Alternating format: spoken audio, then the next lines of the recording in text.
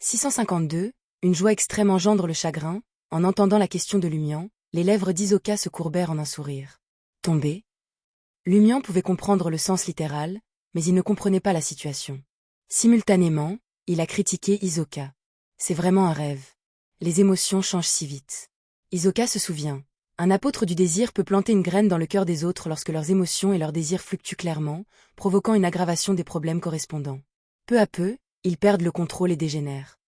Lorsque combiné avec mes capacités spéciales, je peux rendre ces humains incapables d'échapper à mon contrôle et de n'obéir qu'à moi pendant une longue période à travers des dépravations répétées.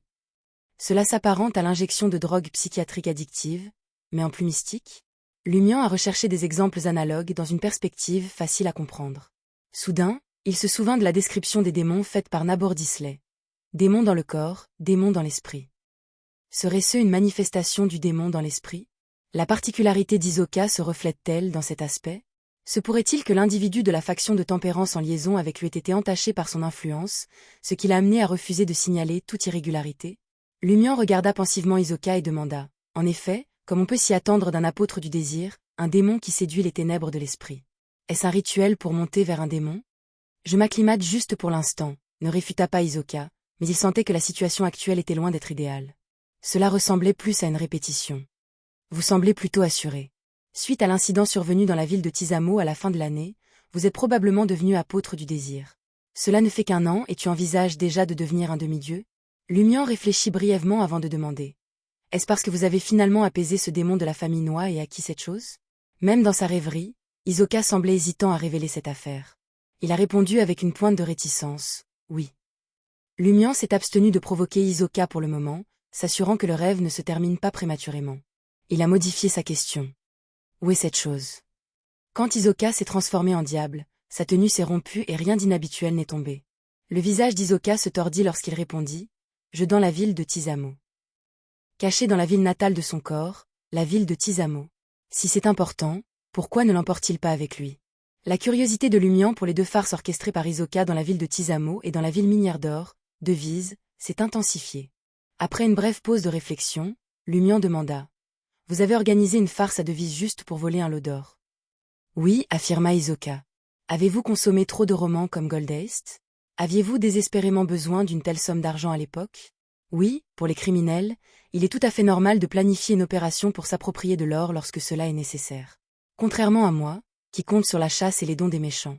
Alors que Lumian pensait que c'était trivial, il a soudainement réfléchi à quelque chose. Hisoka aurait-il pu orchestrer une farce pour obtenir une quantité substantielle d'or pour un sacrifice similaire? Lumian scruta Hisoka et demanda. Avez-vous offert l'or en sacrifice aux démons de la famille Noa? Qu'y a-t-il dans la ville de Tizamo? Demanda Lumian. Hisoka parut sortir de sa stupeur et s'exclama avec une expression contorsionnée. Festival de rêve, festival de rêve.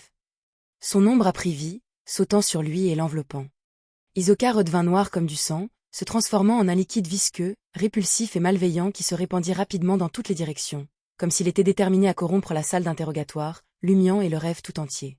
Lumian sortit rapidement du rêve et observa Hisoka, qui dormait sur le sol, affichant une fois de plus des signes de diabolisation. De plus, il semblait quelque peu translucide. Ce membre clé du poisson d'avril était sur le point de perdre le contrôle. Sans hésitation, Lumian matérialisa dans sa main une épée longue fabriquée à partir de flammes blanches flamboyantes. La silhouette d'Hisoka devant lui émettait une myriade de couleurs, la marque blanc pâle sur l'arête de son nez étant la moins visible. Enquête sur les faiblesses. La pâleur signifiait une vulnérabilité. Lumian leva l'épée flamboyante, la saisit à 2 mains et la poussa vers le bas, disparaissant dans la teinte blanc pâle. L'armure semblable au diable, la chair résiliente et les os semblables à de l'acier conféré par Zombie n'ont duré qu'1 seconde avant d'être percés. Lumian retira son épée flamboyante d'un blanc éclatant et l'abaissa à nouveau. Oft. Cette fois, il a pénétré plus profondément. Lumian a extrait une fois de plus l'épée flamboyante d'un blanc flamboyant et a bondi, ajoutant son poids à la pousser vers le bas. Oft. Lumian fit une génuflexion et l'épée enflammée plongea dans le cerveau d'Hisoka, se transformant en flammes éparses qui effacèrent toute faiblesse. Lumian retira ses mains et se leva. Le corps d'Hisoka, affichant des signes de diabolisation, se contracta plusieurs fois avant de se stabiliser. Adjacente à l'arête de son nez, une blessure de la largeur de 2 doigts semblait grotesquement anormale. Sa surface était carbonisée et contractée, tandis que des flammes jaillissaient de l'intérieur. Le diable avait perdu la vie. Quelle résilience! Il a réussi à résister à 3 coups comme celui-ci. Lumian regarda le cadavre d'Hisoka et soupira silencieusement. Ret. se transformer en un véritable spectre après la mort? Juste au moment où ses pensées traversaient l'esprit de Lumian, son environnement s'assombrit brusquement. Dans les profondeurs de l'obscurité, un chant serein résonnait, apaisant le corps et l'esprit, provoquant une réticence à faire autre chose que rester immobile. Toute évasion était tranquillité. La forme spectrale d'Hisoka a arrêté sa transformation, acquérant progressivement une qualité tangible. Finalement, il a péri complètement. Quel formidable adversaire à vaincre. Si sa transformation en spectre n'avait pas été stoppée, aurait-il pu perdurer comme un véritable spectre, évoluant vers un esprit maléfique dans le futur? Lumian jeta un coup d'œil à Ella à côté de lui et dit une fois de plus « Merci ». Il s'abstint d'élaborer sa conversation avec Hisoka, reconnaissant qu'ils avaient parlé dans le rêve créé par Ella. Elle doit en être consciente. Loki est le seul qui reste, dit froidement Ella, son regard fixé sur la forme sans vie d'Hisoka. Lumian resta silencieux pendant quelques secondes avant de déclarer « Il ne peut pas être ressuscité plus de quelques fois. » « Au plus une fois de plus, » répondit Ella avec certitude. Une autre fois. Lumian reconnut laconiquement. Peu de temps après, la caractéristique beyondée d'Hisoka s'est manifestée, se mélangeant aux cornes de chèvre restantes au-dessus de sa tête, se transformant en un amas fantaisiste et flamboyant de cristaux noirs. Divers cristaux étendus dans toutes les directions, pointus et tordus. De multiples visages illusoires et translucides émergeaient de chaque cristal noir, leurs expressions alternant entre malveillance, douleur, folie et confusion. Une caractéristique de beyondé de l'apôtre du désir corrompu par une aubainnerette? Lumian le percevait comme plus corrupteur et périlleux que la caractéristique serial killer beyondé d'avant. Il montra la caractéristique du beyondé et le corps sans vie d'Hisoka, s'adressant à Ella. « Puis-je tous les prendre ?» « D'accord, » répondit Ella sans objection.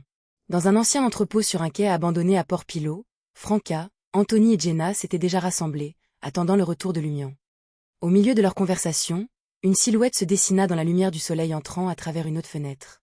C'était Lumian, portant un chapeau de paille dorée et déguisé en Louis Berry. « Papa !» Lumian jeta le cadavre d'Hisoka au sol.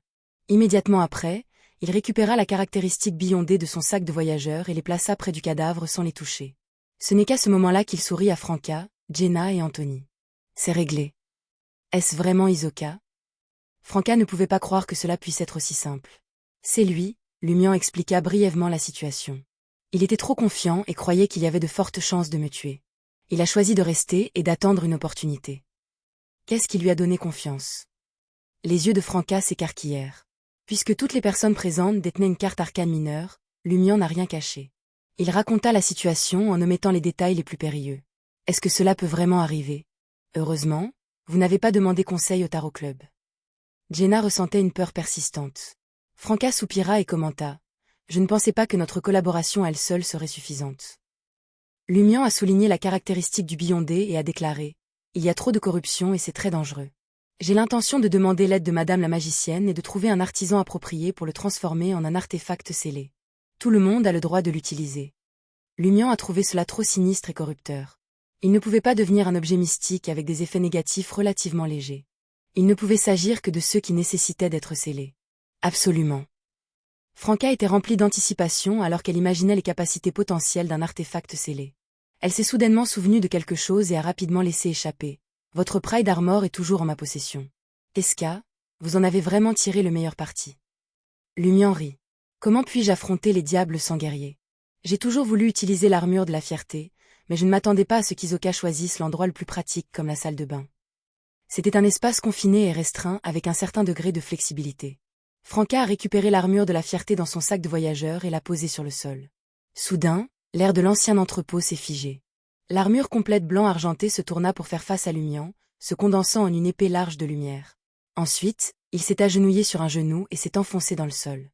Les pupilles de Lumian se dilatèrent tandis que sa silhouette s'estompait brusquement, disparaissant de sa place. L'épée large de lumière s'est ouverte, se transformant en une tempête dévastatrice qui a englouti les environs, effaçant de nombreuses caisses en bois. Franca, Jenna et Anthony n'ont pas pu esquiver à temps et ont été brisés en fragments par l'ouragan de lumière, reflétant l'éclat. Bon sang, n'est-ce pas trop vengeur? Combien de temps s'est écoulé? Jura Franca depuis un coin de l'entrepôt.